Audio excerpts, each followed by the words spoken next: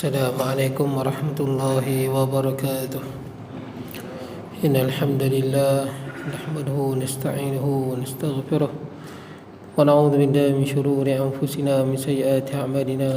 من يهده الله فلا مضل له ومن يضلله فلا هادي له. أشهد أن لا إله إلا الله وحده لا شريك له وأشهد أن سيدنا ونبينا محمدا عبده ورسوله. اللهم صل وسلم وبارك على سيدنا محمد وعلى آله وأصحابه أجمعين. سبحانك لا علم لنا إلا ما علمتنا إنك أنت العليم الحكيم. رب اشرح لي صدري ويسر لي أمري واحلل عقدة من لساني يفقه قولي. اللهم لا سهل إلا ما جعلته سهلا وأنت تجعل الحزن والصعب إذا شئت سهلا. ولا حول ولا قوة إلا بالله العلي العظيم. أما بعد. Hadirin jemaah yang dirahmati Allah, alhamdulillah pada malam ni kita dapat bertemu. Kita berhenti di mana tuan-tuan?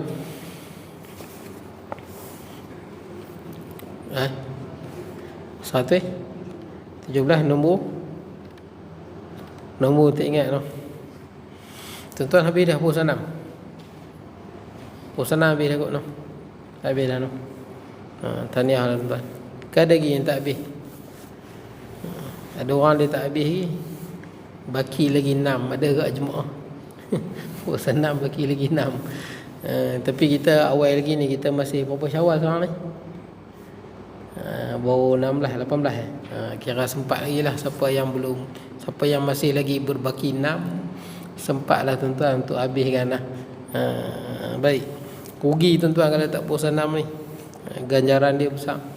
Nabi SAW sabda, man sama Ramadan summa atba'ahu bi sittin min Syawal fadzalika ka shiyamid dahr. Barang siapa yang puasa di bulan Ramadan, kemudian dia puasa 6 hari di bulan Syawal, seolah-olah dia berpuasa sepanjang tahun.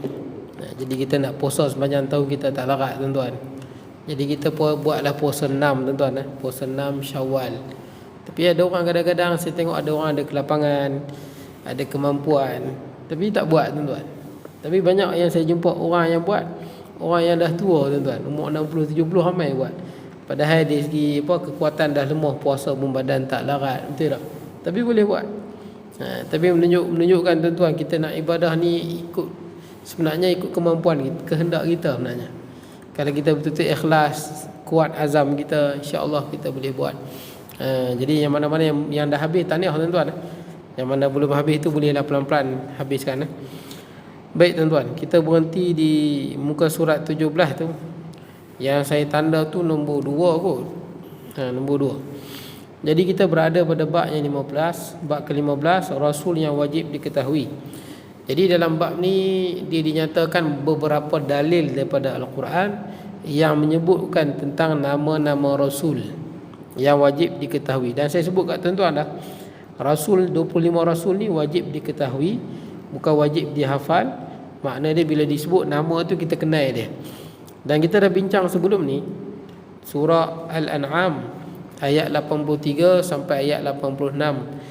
Daripada ayat 83 sampai 86 ni disebut 18 orang Rasul. Tuan-tuan boleh tengok balik dalam kitab tu. Dan yang baki lagi ada disebut di dalam ayat yang lain pula. Jadi 25 Rasul yang wajib diketahui, 18 Rasul disebut dalam ayat 83 sehingga 86 surah Al-An'am. Jadi sambungan malam ni nombor 2 tu, nama Rasul disebut dalam ayat-ayat yang lain. Baik, kita tengok yang kedua. Qala musannifu hafizahullahu ta'ala wa nafa'na bi ulumi fid darain. Kata pengarang, firman Allah ayat 33 Ali Imran. Tuan-tuan bila sebut ni bukan Al-Imran, Ali Imran. Surah ni banyak al-muan, Al-Fatihah, Al-Baqarah, An-Nisa, Al-An'am, An-Namlu, Al-Fil, semua al. Tapi yang ni bukan al, yang ni Ali. Lain sikit tuan-tuan. Ada orang disebut al juga, bukan? Dia alif lam bahasa Arab ni, dia macam orang putih tu de lah tuan-tuan, de. Dia khusus. Khusus. Kalau kita sebut ka, contoh kereta kan, ka, sebuah kereta. Tapi kalau deka kita khusus dah, sebuah kereta yang kita maksudkan, yang kita nak bincangkan lah, ataupun yang kita maksudkan lah. Sama juga bahasa Arab, dia ada alif lam tu. Al tu dipanggil alif lam ma'rifah. Alif lam ma'rifah. Jadi bila sebut Al-Baqarah, lembu betina itu. Lembu betina mana? Lembu betina yang disembelih pada zaman Nabi Musa tu kan, waktu nak tahu siapa pembunuh tu. Lembu itulah yang dimaksudkan. Sama juga An-Namlu, surah semut. Semut mana ni? Semut yang berbicara dengan Nabi Allah Sulaiman. Ada disebut dalam Quran kan, yang semut kata dekat semut yang lain, masuklah ke dalam udkhulu masakinakum, masuklah ke dalam rumah-rumah kamu, dalam lubang-lubang kamu lah, hatta la yahtimannakum Sulaiman wa junuduhu wa hum la yash'urun, supaya kamu ni tak dipijak oleh Sulaiman dan tenteranya sedangkan mereka tak tahu. Jadi dalam ayat tu sebut semut tu bagi arahan. Yang menariknya dalam ayat tu yang bagi arahan tu An-Namlah. Namlah ni permaisuri tuan-tuan. Maksudnya yang bagi arahan pada semut bukan jantan, betina. Jadi kita pun tahu tuan, dari ilmu apa, zoologi ni lah, semut-semut ni tuan-tuan, memang ketua pada semut ni perempuan, permaisuri. Dia yang arah-arah ni tuan-tuan. Jadi dalam Quran pun sebut Namlah, permaisuri semut yang bagi arahan. Itu hebatlah tuan-tuan dalam Al-Quran tentang ilmu zoologi. Jadi tuan-tuan, dia ada al. Dalam ayat ni dia bukan al, dia ali. Yang ni je, surah ni saja ali. Maksud dia apa? Ali ni maksud dia keluarga. Macam kita selawat pada Nabi sallallahu alaihi wasallam lah.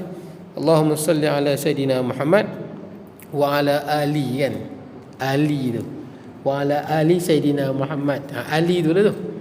Ya Allah, limpahkan selawat ke atas Nabi Muhammad, junjungan besar kita Nabi Muhammad sallallahu alaihi wasallam, wa ala ali sayidina Muhammad, dan kepada keluarganya Nabi Muhammad SAW. Siapa keluarga Nabi Muhammad SAW? Perbahasan ulama panjang. Tapi pandangan, antara pandangan yang kuatnya adalah pandangan Imam Nawawi dengan Imam Al-Qurtubi. Maksud selawat Nabi itu, keluarga Nabi SAW dalam selawat itu adalah seluruh umat Nabi Muhammad yang bertakwa. Kalau kita bertakwa, yakni kita beriman dan kita bertakwa. Takwa ni maksudnya buat segala yang Allah Ta'ala suruh dengan ikhlas, tinggal segala benda yang haram. Kalau terjebak dengan dosa, cepat-cepat bertaubat. Takwa lah tu. Jadi bila kita selawat dalam semayang tu, kalau orang yang bertakwa dapat juga selawat tu. Dapat juga selawat tu. Baik. Jadi Ali Imran ni cerita tentang keluarga Imran.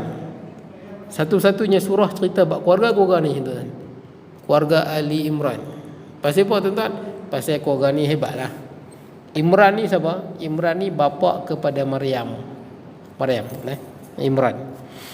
Maryam ni siapa? Mak kepada Nabi Isa alaihi salam. Jadi keturunan ni hebatlah. Jadi Allah pun sebut cerita tentang keluarga Ali Imran, keluarga Imran. Baik, kita tengok firman Allah ayat 33 surah Ali Imran. Inna Allah astafa Adam wa Nuh wa ala Ibrahim wa ala Imran 'alal 'alamin. Maksudnya sesungguhnya Allah telah memilih Adam. Allah memilih Adam untuk menjadi bapa kepada manusia tuan-tuan. Allah pilih Adam alaihi salam. Nuh Allah pilih. Dan keluarga Ibrahim Allah Ta'ala pilih. Dan keluarga Imran mengatasi seluruh alam. Seluruh alam tak boleh lawan tuan-tuan. Ni keluarga Imran, keluarga Ibrahim. Termasuklah Nabi Muhammad sallallahu alaihi wasallam dalam keluarga Ibrahim tuan-tuan. Kan Nabi Ibrahim ada dua anak, Ishak dengan Ismail dengan Ishak. Daripada Ismail itu dapatnya keturunan Nabi Muhammad sallallahu alaihi wasallam. Daripada Ishak dapatnya keturunan nabi-nabi Bani Israel. Baik. Jadi Allah Taala pilih. Dan saya pernah sebut kat tuan-tuan, kita beramal lagu mana pun kita tak boleh jadi nabi. Kuat lagu mana pun amalan takkan menyamai amalan satu nabi pun. Takkan menyamai. Siapa tuan-tuan? Sebab itu tuan-tuan kalau ingat dulu kan, dulu famous. Bila malam-malam, bila masuk bulan Ramadan, ada satu hadis kan, ibadah sembahyang tarawih pada malam ni pahala macam sekian-sekian. Malam pertama macam sekian, malam yang kedua macam sekian. Ada yang satu malam tu beribadah pada malam tu pahala dia seperti para rasul. Mengarutlah tuan-tuan. Mana boleh kita dapat pahala para rasul? Ada satu malam tu kalau beribadah mendapat pahala seperti Nabi Musa dan perjuangan melawan Firaun. Ini mustahil. Dan hadis tu memang palsu pun, dan didapati dalam buku-buku Syiah tuan-tuan. Mengarut tuan-tuan. Mana boleh kita mengatasi Rasul? Ada dalam satu malam tu ibadah macam pahala Nabi Ulul Azmi. Mana boleh capai tuan-tuan? Kita takkan capai pahala para Nabi, walaupun satu Rasul pun takkan capai. Pasal apa kita ni tak dipilih menjadi Rasul? Saya sebut kat tuan-tuan sebelum ni dah. Sebab Allah Ta'ala mengetahui hamba dia. Jadi di kalangan hamba Allah yang ramai ni, yang dipilih menjadi Rasul itulah yang terbaik dalam ilmu Allah Azza wa Jalla. Macam kita lah tuan-tuan, kalau kita jadi pemimpin, kita jadi bos, kita tahu nak lantik siapa yang layak pegang portfolio ni, pegang jawatan ni. Kita tengok kemahiran dia punya apa, bakat yang dia ada. Kita tahu Allah Azza wa Jalla ilmu dia mengatasi segala-galanya tuan-tuan. Cumanya tuan-tuan, kita nak jadi Rasul tak boleh, tapi kita nak jadi wali boleh. Nak jadi wali boleh. Tuan-tuan semua boleh jadi wali, boleh jadi kekasih Allah. Jadi nak jadi kekasih Allah ni macam mana tuan-tuan? Nak jadi Nabi tak dapat dah, tapi boleh jadi kekasih Allah. Kekasih Allah ni pun tuan-tuan hebat tuan-tuan. Wali Allah, siapa yang capai makam wali Allah, dia akan rasa lain. Dalam Quran Allah Azza wa Jalla sebut dalam surah Yunus, kata Allah, ala inna awliya Allah la khaufun alaihim wa la hum yahzanun. Ketahuilah kekasih-kekasih Allah di atas muka bumi ni, la khaufun, tak ada perasaan takut. Allah hilangkan perasaan takut, cemas. Wala hum yahzanun, dan mereka ni Allah hilangkan daripada hati mereka perasaan sedih, gundah gulana. Siapa dia wali Allah ni? Alladzina amanu wa kanu yattaquna. Dua ciri wali Allah ni. Orang yang beriman, akidah dia betul, wa kanu yattaqun, dan dia bertakwa. Segala benda yang Allah Ta'ala perintah dia laksanakan dengan ikhlas, tinggal segala dosa yang Allah Ta'ala larang tinggal. Kalau terjebak, cepat-cepat taubat. Wali Allah. Nak capai lagi wali, kita boleh cek tuan-tuan, kita ni dah capai makam wali Allah ke belum capai. Boleh tengok kat diri kita. Kan dalam hadis Qudusi tu Allah Ta'ala sebut, kata Allah Azza wa Jal, wa ma taqarraba ilayya 'abdun bi syai'in ahabbu ilayya mimma aftaratu alaihi. Tidaklah seseorang hamba itu mendekatkan dirinya kepada aku dengan satu amalan yang lebih aku cintai daripada apa yang aku wajibkan, buat yang wajib. Kemudian kata Allah Azza wa Jalla, wa ma yadhalul 'abdi yataqarrabu ilayya bin nawafil. Sentiasalah seseorang hamba itu mendekatkan dirinya kepadaku bin nawafil. Nawafil ni apa? Ibadah sunat.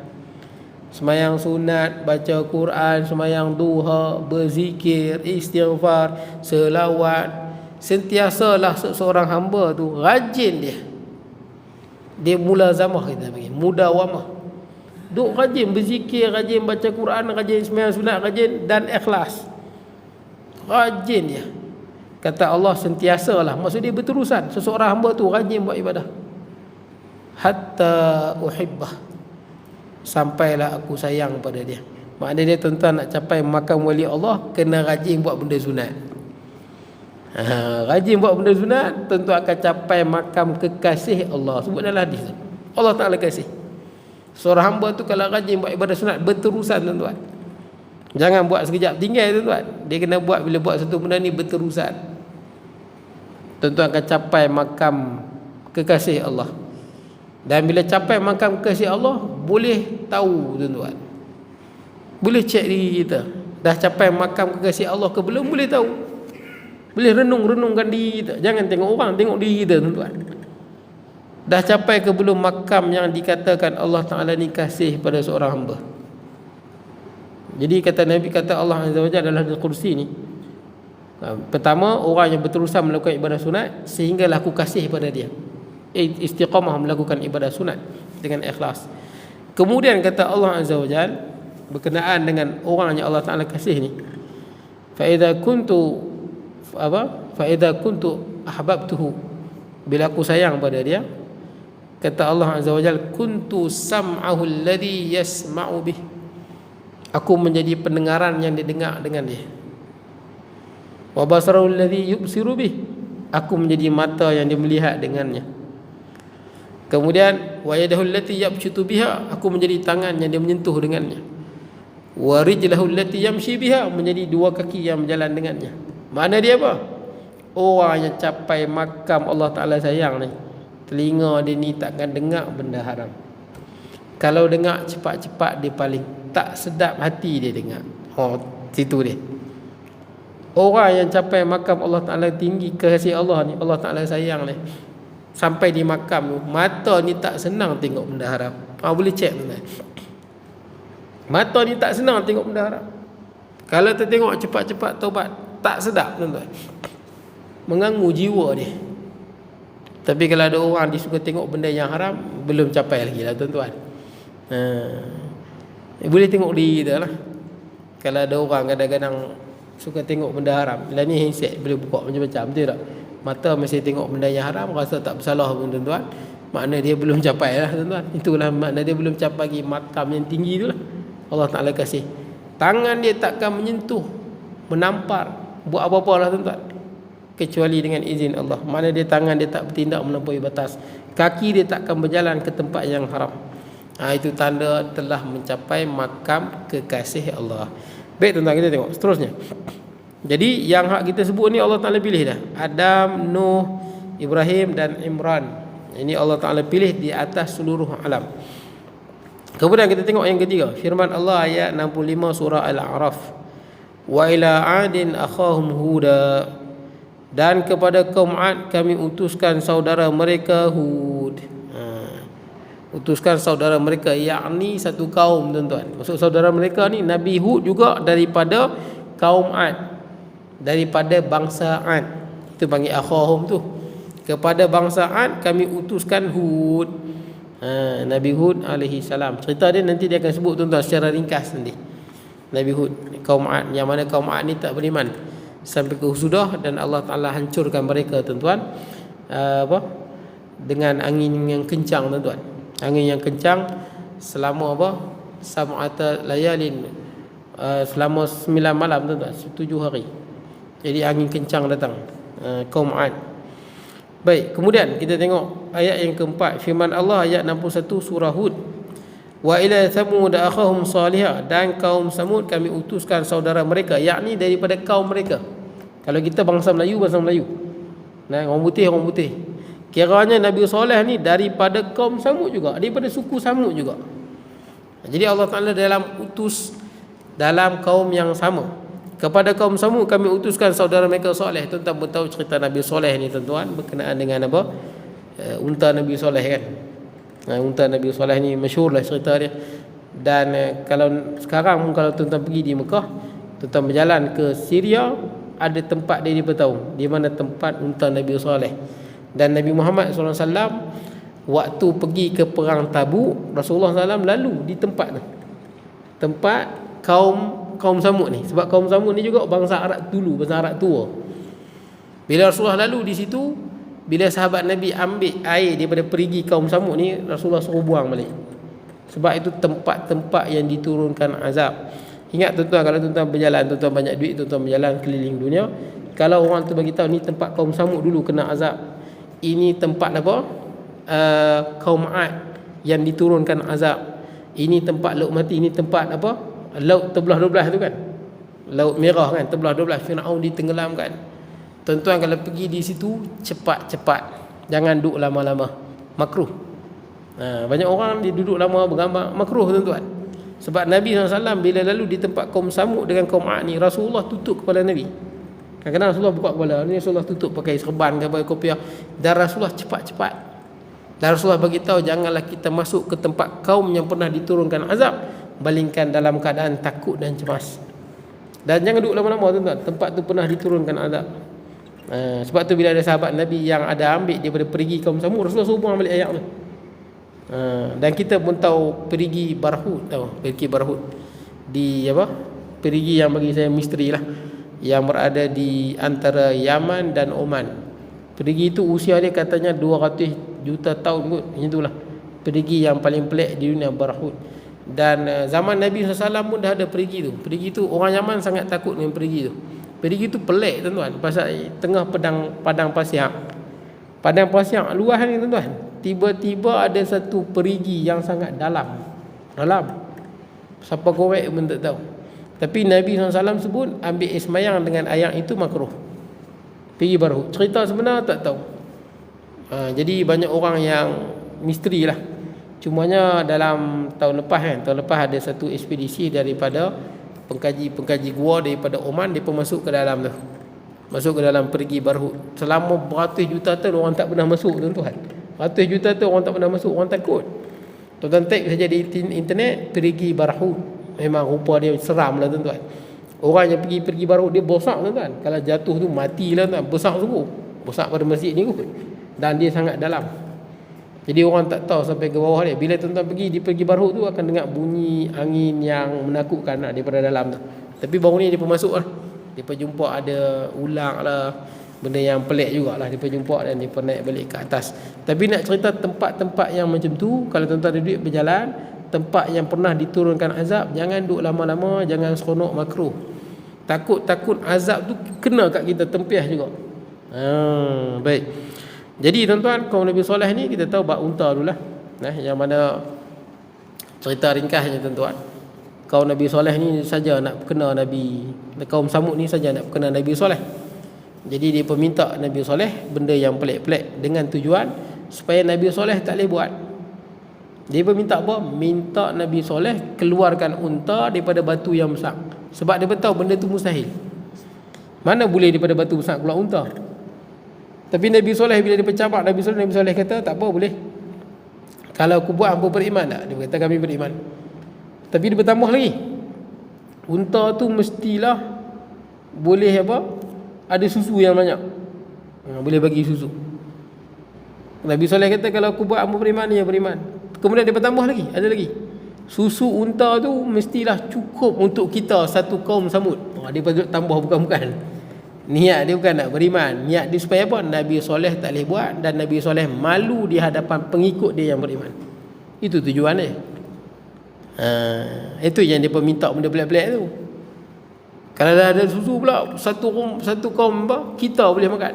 Nabi Soleh kata kalau aku buat, hamba beriman tak? Baru dia berkata okey kami beriman. Sebab dia rasa mustahil lah, Nabi Soleh takkan boleh buat. Daripada batu keluar unta, lepas tu banyak pula susu dia, dah susu dia tu cukup untuk semua satu kaum Samud. Ni mustahil. Baru Nabi Soleh balik rumah, berdoa, semayang pada Allah, memang terbelah batu tu, keluarlah unta tu. Dan unta tu memang betul tuan-tuan, dia boleh bagi susu untuk seluruh kaum Samud.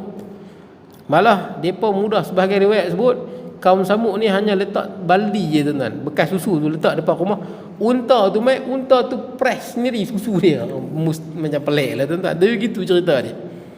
Unta tu press dia apa, perah sendiri susu dia.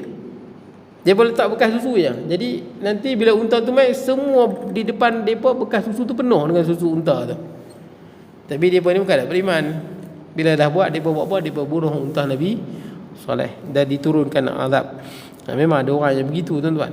Sebab tu kita baca dalam sembahyang, ghairil maghdubi alaihim waladdallin. Sebab kita minta ghairil maghdubi alaihim waladdallin. Kita kena faham bila kita berdoa tuan-tuan, siratal ladzina an'amta alaihim, jalan mereka-mereka yang kau beri nikmat di atas mereka. Siapa dia? Minan nabiyyin wa siddiqin wa syuhada'i wa salihin, dalam surah An-Nisa. Maksud dia jalan orang yang kau beri nikmat ke atas mereka tu, jalan nabi, siddiqin, wali-wali Allah ni, syuhada, orang mati syahid, dengan orang yang soleh. Betul yang ghairil maghdubi alaihim tu bukan jalan orang Yahudi.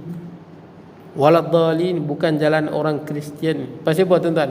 Ghairil maghdubi alaihim bukan jalan orang Yahudi. Sebab orang Yahudi ni bangsa yang kita boleh kata mereka ni cerdik, dan mereka ni tahu benda yang benar tapi mereka tolak. Boleh tak? Itu kita tak mau tu. Tak mau jadi macam tu. Macam kaum soleh, tahu dah memang betul dah Nabi Soleh ni Nabi, tapi kerana dan keras kepala. Ada orang dia macam tu. Dia tahu benda tu benar, tapi kerana mungkin mencabar ke egoan dia ke, tak sesuai dengan nafsu dia, lawan. Itu perangai orang Yahudi. Sebab tu kita tak mau jadi maghdu, orang yang dimurkai, waladdallin, jangan orang yang sesat. Ada pun sebagai orang Nasrani ni, dia sangka Nabi Isa tu memang anak Tuhan. Dia tersesat oleh apa? Paul tu kan, Paul yang ubah kitab Injil. Baik tuan-tuan, kemudian yang kelima, firman Allah ayat 44 surah Hud, wa ila madyana akhahum syuaiba, dan kepada Madian saudara mereka Syuaib. Madian ni kat mana? Madian ni tuan-tuan antara Mesir dengan Palestin. Dia satu tempat nama dia Madian. Jadi Madian ni tempat Nabi Syuaib diutuskan kepada kaum Madian. Di situ lah antara Mesir dengan Palestin.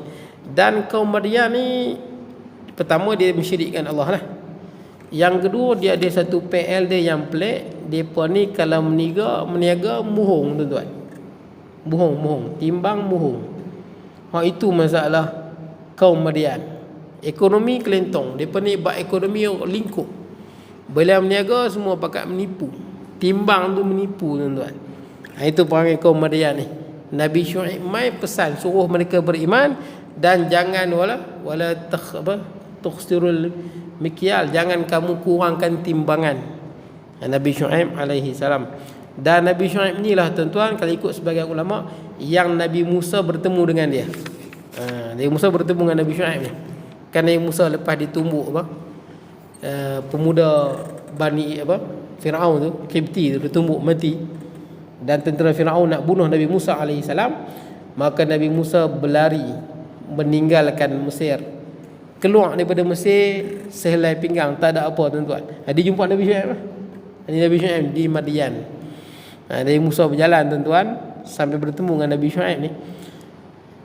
Cerita Nabi Musa ni menariknya bukan apa. Sebelum dia bertemu Nabi Syuaib alaihi salam ni, bila Nabi Musa meninggalkan Mesir tuan-tuan, dalam keadaan tak ada apa, selai pinggang ni, tinggal keluarga, adik-beradik semua tinggal. Jalan jauh tuan-tuan daripada Mesir tu sampai ke Madian.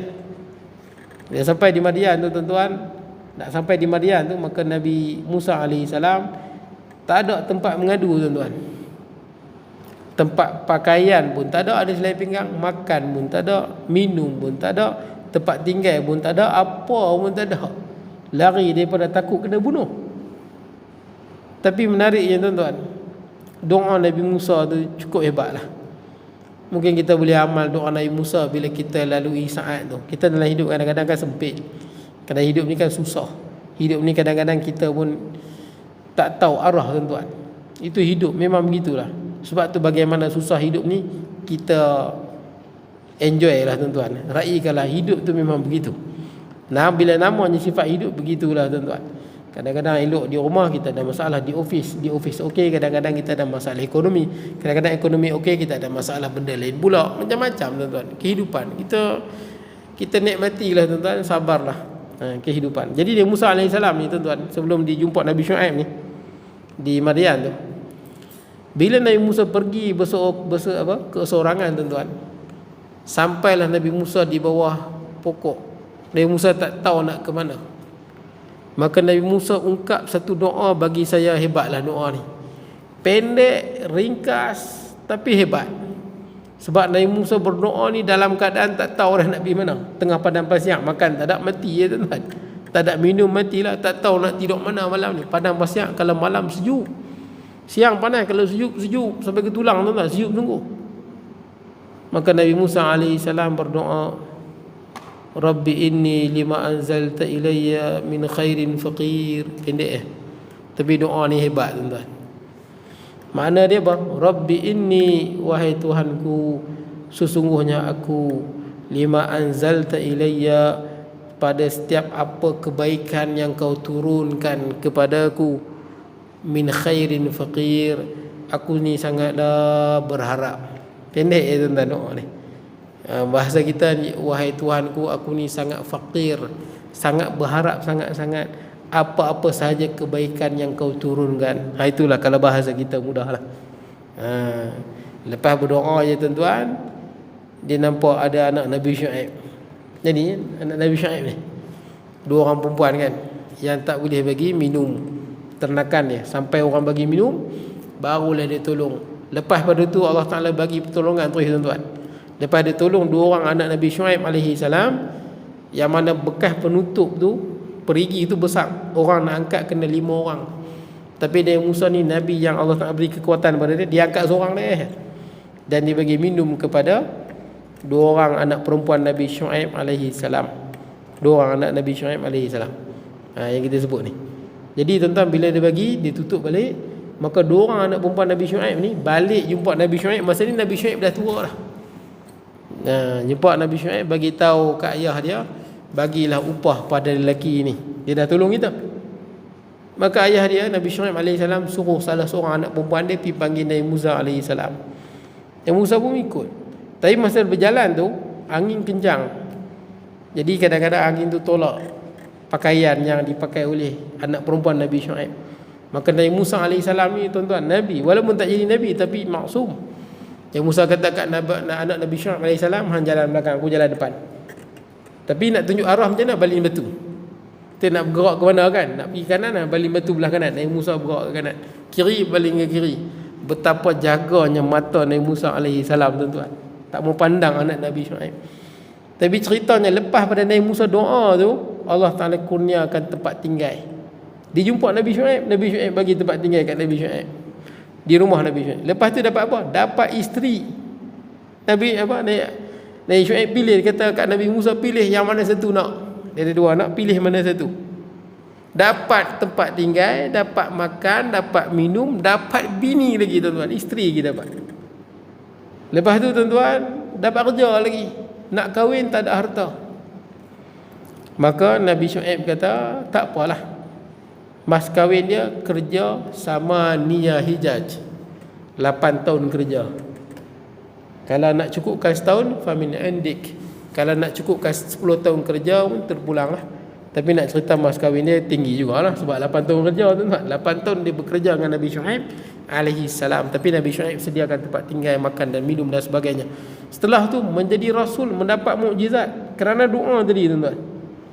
Sebab tu dalam hidup kita ni, bila kita sempit sangat, tak tahu tempat nak minta tolong tuan-tuan, dah rasa macam kelam dunia ni, ingat doa Nabi Musa alaihi salam, sampai Allah Ta'ala bagi satu menjadi rasul, dapat mukjizat sampai kalahkan Firaun. Doa dia pendek saja, Rabbi inni lima anzalta ilayya min khairin faqir.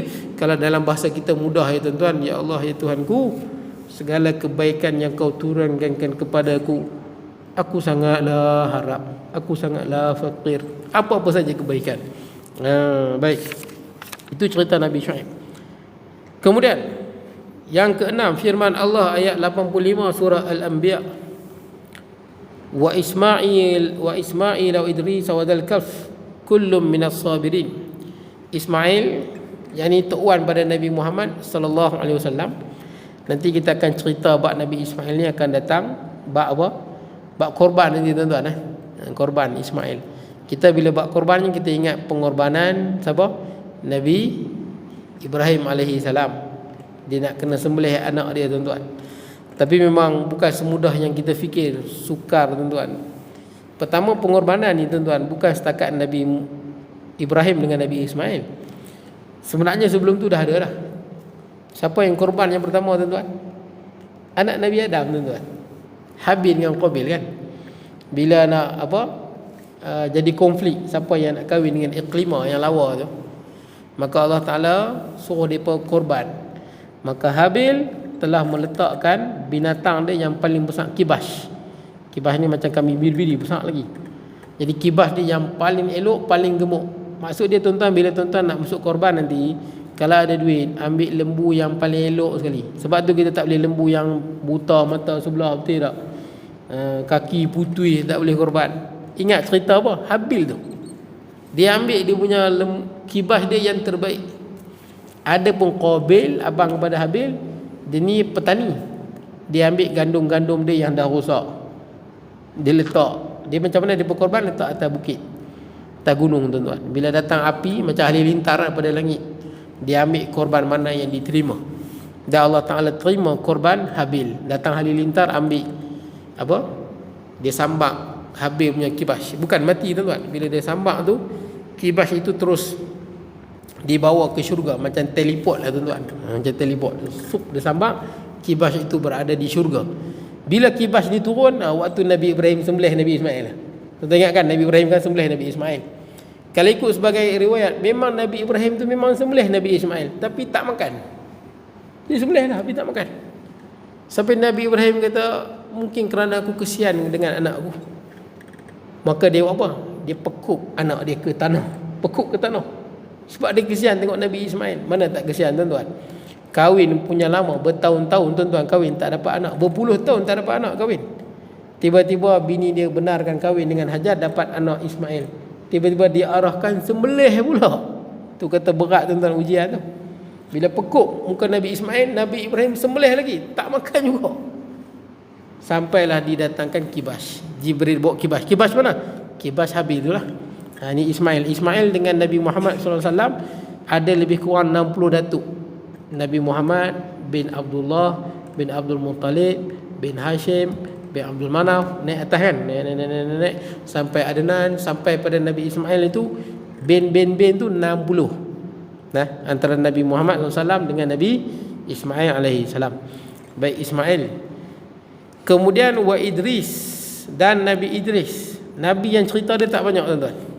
Nabi Idris ni tuan-tuan buka kisah-kisah Nabi, cerita dia cukup sikit, tuan-tuan, Nabi Idris. Tapi ada Nabi Idris ni. Idris.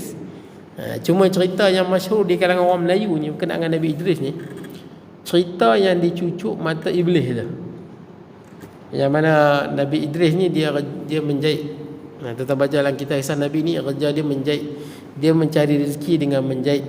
Makna kata, tuan-tuan, tak ada Nabi yang duduk kat dunia ni relax tak kerja. Tak ada, tuan-tuan. Siapa yang rasa duduk kat dunia relax, ada jin ke, main tolong ke, bagi harta ni, mengarut semua, tuan-tuan. Selagi mana kita nama manusia, kita kena kerja siang dan malam cari rezeki. Nabi Idris cari rezeki macam mana? Menjahit. Nabi Daud tukang besi, kita pun tahu kan, tukang besi, cari rezeki dengan jadi tukang besi. Nabi Adam bertani. Nabi Nuh tukang kayu, tu boleh buat kapal hebat tu. Dia tukang kayu, cari rezeki dengan menjadi tukang kayu. Nabi Muhammad SAW mengembala kambing dan berniaga. Tak ada Nabi yang duduk saja. Tak ada. Kalau kita nak kata cerita macam apa, Ali Baba ke, tuan-tuan, tak pun apa, Ahmad Al-Bab, ini cerita khayalan, tuan-tuan. Mustahil akan berlaku, tuan-tuan. Saudagar yang apa, walaupun dia apa, saudagar yang jujur amanah, jujur amanah kan kena kerja, tuan-tuan. Tak jadi jujur amanah duduk relax, dapat kahwin bini, mas kahwin free, memang tak dapat, tuan-tuan. Itu mustahil, tuan-tuan. Dunia mesti bekerja selagi mana kita hidup. Baik. Nabi Idris, cuma cerita yang famous Nabi Idris itulah. Iblis jumpa dia. Iblis mana ni? Iblis yang sama yang menggoda Nabi Adam dengan Hawa. Iblis yang sama. Dia bertemu, dia jumpa Nabi Idris yang sedang menjahit. Dia tanya kat Nabi Idris alaihi salam, boleh tak Allah memasukkan bumi yang besar ini ke dalam jarum tu, lubang jarum tu? Kalau nak kata boleh, macam mana? Lubang jarum kecil, bumi besar. Kalau nak kata tak boleh, innallaha ala kulli syai'in qadir, Allah Ta'ala berkuasa atas tiap-tiap sesuatu. Iblis tanya dah soalan tu. Sebelum lagi main geng-geng etis duk tanya soalan-soalan tu, boleh tak Allah Ta'ala bina satu benda yang besar? Dia pun tak larat angkat dengan ni soalan-soalan etis kan. Boleh tak Allah Ta'ala cipta Tuhan lain? Ni cerita ni baru. Iblis tanya dulu lagi kat Nabi Idris. Boleh tak Allah Ta'ala masukkan bumi yang besar ni ke dalam lubang jarum tu? Kalau nak kata boleh, macam mana? Lubang jarum tu kecil, bumi ni besar. Kalau kata tak boleh, macam mana tak boleh? Allah Ta'ala berkuasa. Jadi Iblis nak trik Nabi Idris alaihi salam. Nabi Idris tengok sekali tahu Iblis. Walaupun Iblis main dalam rupa orang, tapi Nabi, tuan-tuan, Rasul. Sekali tengok ya, Nabi Idris tahu ni Iblis. Nabi Idris alaihi salam kata, mai dekat sikit, nak jawab, mai dekat sikit. Bila dia mai dekat sikit, Nabi Idris ambil jarum tu. Nabi Idris kata, bahkan lebih pada itu pun Allah Ta'ala mampu. Nabi Idris tikam mata dia sebelah. Maknanya dia Iblis lah ni, tuan-tuan, mata dia sebelah buta lah, telah ditikam oleh Nabi Idris alaihi salam. Baik, kemudian Wazal Kif. Zakif ni Nabi Zulkifli, tuan-tuan. Nabi yang cerita dia pun sikit, tuan-tuan. Tapi ada Nabi yang nama dia Zulkifli. Nama dia disebut, cerita dia kita tak tahu sangat. Nabi Zulkifli. Tapi ada Nabi Zulkifli nama dia. Orang Melayu banyak nama Zulkifli ya. Zulkifli. Dia sebut nama Zulkifli merujuk kepada nama Nabi, nama Rasul. Kullum minas sabirin, semuanya dari orang-orang yang sabar. Ya, mestilah orang yang sabar. Tidak akan menjadi Rasul. Semua yang diangkat menjadi Rasul, semua di kalangan orang yang sabar, tuan-tuan. Sebab tu kita tengok, tuan-tuan, orang yang mencapai makam yang hebat, sama ada orang itu, tuan-tuan, beriman ke tak beriman ke, tuan-tuan, dia mesti orang yang sabar. Semua orang, tuan-tuan. Tuan-tuan tengoklah pemimpin orang yang bukan Islam, orang Islam, dia mesti orang yang sabar. Tuan-tuan bacalah tokoh-tokoh yang hebat. Apa pun nama lah tuan-tuan, tokoh-tokoh yang hebat, Islam ke bukan Islam ke tuan-tuan, kita kagum dengan kesabaran dia sampai dia naik ke makam yang hebat. Antara orang yang kita kagum baca cerita dia tentang apa? Temujin. Orang panggil apa? Genghis Khan, nama Genghis Khan. Bagi saya cerita dia menarik. Kita kagum baca cerita dia. Dia seorang yang dilahirkan, dia pun tak cukup sifat, kaki dia sebelah tempangnya. Temujin, orang panggil Temujin, Genghis Khan. Tapi hebat tak hebat, dia boleh satukan bangsa Mongol. Dia boleh kontrol dunia tuan-tuan. Masa zaman tu dia kuasa dunia. Seluruh dunia takut dengan kerajaan empire apa? Mongol ni, Mughal ni. Punca dia apa? Genghis Khan. Memang bila baca cerita dia, malah daripada mudah buat dah cerita dia tuan-tuan. Siri cerita dia memang orang yang hebat lah. Orang yang boleh sabar bagaimana dia satukan bangsa Mongol menjadi satu pasukan yang cukup hebat. Habis jatuh tuan-tuan, banyak kuasa dunia kerana dia boleh menyatukan bangsa Mongol. Tapi susah nak capai ke makam tu. Ataupun kita tengok mana-mana lah tuan-tuan, sama ada Albert Einstein, baca cerita dia tuan, kita kagum kehebatan dia dalam dia mengkaji, dia bersungguh-sungguh. Semua orang begitulah tuan-tuan, dia mesti ada sabar. Kita tengok atlet-atlet dunia tuan-tuan, yang Islam ke bukan Islam tuan-tuan, nak capai ke makam tu, kalau tak sabar tak capai makam tu. Mesti kena sabar. Baik, sebab tu kita kena lebih sabar daripada orang-orang yang menentang Islam. Kalau orang menyerang Islam, kita kena lebih sabar bila kita mempertahankan Islam. Baik, sebab orang yang menentang Islam juga, dia juga kena habiskan tenaga dia, habiskan masa dia dalam menyerang Islam tuan-tuan. Baik, kemudian sebab tu dalam surah apa yang selalu kita baca pagi Jumaat, surah As-Sajdah, wa ja'alna minhum a'immatan yahdu bi amrina lamma sabaru kanu bi ayatina yuqinun. Tuan-tuan nampak ayat ni? Mana dia apa? Wa ja'alna minhum a'immatan yahduna bi amrina. Dan kami jadikan di kalangan mereka, di kalangan Bani Israel, a'immatan yahduna bi amrina, menjadi pemimpin-pemimpin tuan-tuan. Menjadi pemimpin-pemimpin yang hebat lah. Yahdu bi amrina, yang mendapat petunjuk daripada kami. Lamma sabaru, selagi mana mereka ni sabar. Tak sabar tak jadi pemimpin tuan-tuan. Kita baca hebat lagu mana pun orang, dia memang orang yang cukup sabar. Itu ya. Islam ke bukan Islam, dia memang kena sabar. Sebab tu kita Toyota kan, kita orang ni banyak orang naik Toyota kan, Toyota. Nama dia memang nama orang pun, Toyota nama dia kan, jadi Toyota. Dia pernah sebut orang nampak satu kejayaan dia, tapi orang tak nampak 99 kegagalan dia. Orang nampak Toyota hebat, Toyota hebat. Rupa-rupanya tuan-tuan 99 kegagalan yang orang tak nampak. Tapi kerana dia sabar. Tuan-tuan baca cerita berkenaan dengan Steve Jobs, mati dah pun Steve Jobs. Bagaimana dia boleh buat satu syarikat Apple tuan-tuan daripada garaj sampai jadi syarikat yang hebat, nilai dia bilion tuan-tuan, daripada garaj rumah Kemudian dia kena pecat, kemudian dia kembali balik pada Apple tuan-tuan. Kemudian dia buat syarikat Pixar yang filem tu. Bagi saya dia orang yang hebat. Okey, cuma dia tak beriman tuan-tuan. Dia rugilah tak beriman, tapi dia orang yang sabar dan Allah Ta'ala berikan kehebatan padanya. Orang yang sabar dengan satu benda, dia akan jadi hebat. Orang yang sabar dengan berniaga, dia akan jadi hebat satu hari nanti. Orang yang sabar dalam menuntut ilmu, dia akan jadi orang yang alim. Orang yang sabar dalam memancing, dia akan dapat hasil yang banyak. Siapa yang sabar tuan-tuan? Itu sebab tu sebut dalam ni, Nabi-Nabi orang yang paling sabar. Kemudian firman Allah ayat 40 surah Al-Ahzab, maka Muhammadun aba ahadin. Tu ahadin bukan ahasdin tu. Itu ha tuan-tuan, bukan sin. Maka Muhammadun aba ahadin min rijalikum walakin Rasulullah wa khataman nabiyyin. Muhammad itu bukanlah bapa kepada seorang lelaki daripada kamu. Rasulullah tidak ada anak lelaki. Ada tapi meninggal tuan-tuan. Rasulullah ada anak kan? Qasim, Abdullah, lagi apa? Ibrahim. 3 anak lelaki. 3 anak lelaki. Perempuan 4. Siapa 4 ni? Ruqayyah, Ummu Kulsum, Zainab, Fatimah. Anak Nabi SAW semua meninggal waktu Nabi hidup, kecuali seorang saja. Siapa dia? Fatimah. Itu pun Fatimah umur tak panjang. Lepas Rasulullah wafat 6 bulan, Fatimah pun meninggal dunia. Bukan benda pelik tuan-tuan, anak Nabi begitu semua. Ibrahim meninggal kecil, waktu lahir tu sakit meninggal. Qasim meninggal kecil, Abdullah meninggal kecil, meninggal sakit tuan-tuan. Sama juga Ruqayyah, Ummu Kulsum, Zainab, ini semua meninggal sakit tuan-tuan. Waktu Rasulullah masih hidup meninggal anak Nabi SAW. Dia adalah hikmah dia tuan-tuan. Kenapa, apa hikmah dia? Nabi SAW tidak ada anak lelaki yang mewarisi, supaya orang tak claim bukan-bukan lah tuan-tuan. Sebab dia kalau pada anak perempuan tak apa, daripada Fatimah ni ada anak tak apa, dia nasab tu dia dah putus tuan-tuan, dia dah tak kuat seperti mana anak lelaki.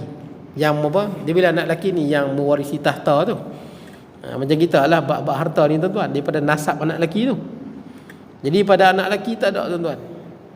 Tidak ada walaupun seorang, supaya orang tidak claim nanti dia ni anak pada Nabi, cucu anak lelaki kepada anak lelaki Nabi, takut orang claim nanti dia ada nubuwah, ada kenabian padanya. Maka tidak ada anak lelaki Nabi SAW yang hidup umur panjang, semua meninggal kecil tuan-tuan. Walakin Rasulullah, tetapi dia adalah Rasulullah, pesuruh Allah, wa khataman nabiyyin, dan penamat sekalian Nabi. Tidak ada Nabi setelah Nabi. La nabiyya ba'di. Nabi SAW sebut, tidak ada Nabi setelah aku. Tapi yang menariknya, Nabi SAW sebut nanti ada 30 orang yang mengaku jadi Nabi. Tapi betul tuan-tuan, memang ada 30 orang.